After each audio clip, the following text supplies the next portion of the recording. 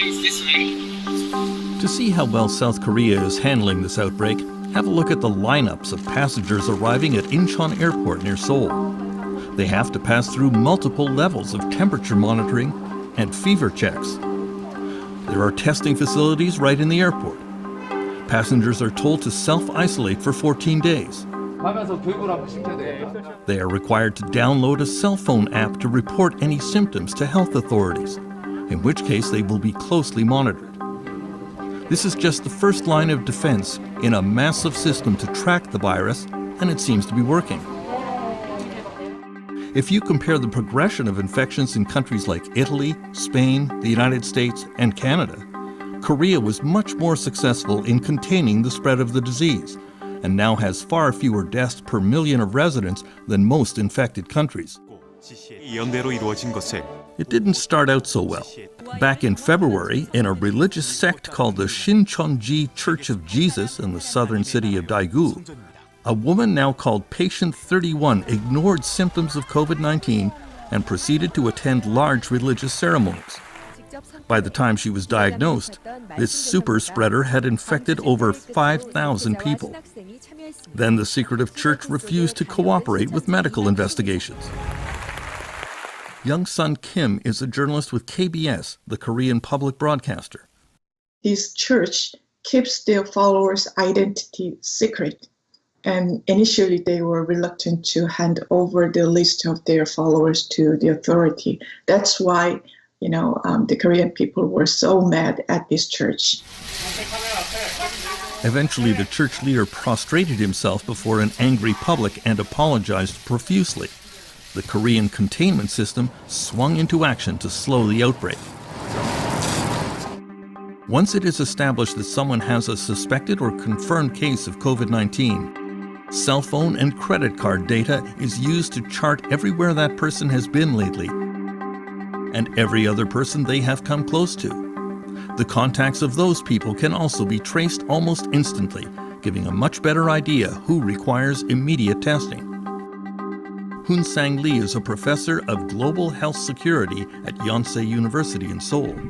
They can use big data and AI to analyze their whereabouts. So now it is totally automated. So within 10 minutes, all those information can be gathered automatically. So the contact tracing time had been drastically reduced at this moment. People also receive cell phone alerts of contacts with infected patients and locations in their neighborhood. Victoria Kim covers South Korea for the Los Angeles Times. So if there's been a COVID patient in my vicinity, I will get an emergency push alert on my phone that'll tell me they were at this restaurant between the hours of 7:30 and 8:30 last night, or like this particular subway stop at these hours. This sort of thing will raise privacy and civil rights concerns around the world, but the vast majority of Koreans seem to accept it. The government keeps the balance between protecting public safety and protecting private information, basically. So the information made to public does not include any private information that allow people to identify whose information they are receiving. So it only says male or female and their age.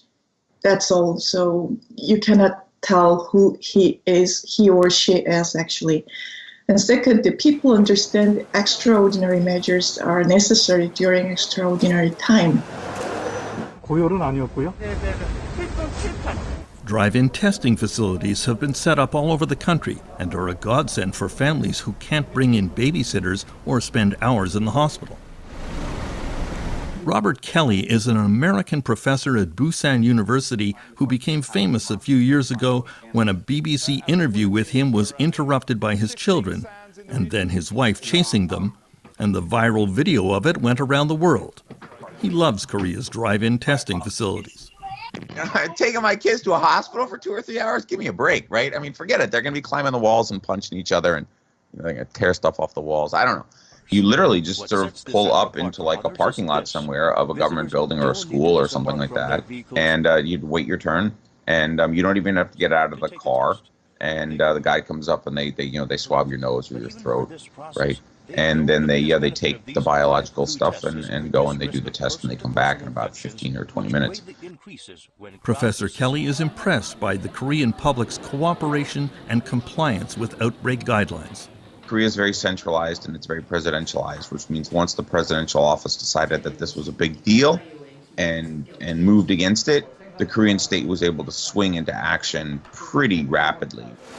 But the level of social compliance with government recommendations has been very, very high. Unlike many other countries, there seems to be no huge pressure in Korea to quickly reopen the schools. Bars and restaurants were never closed.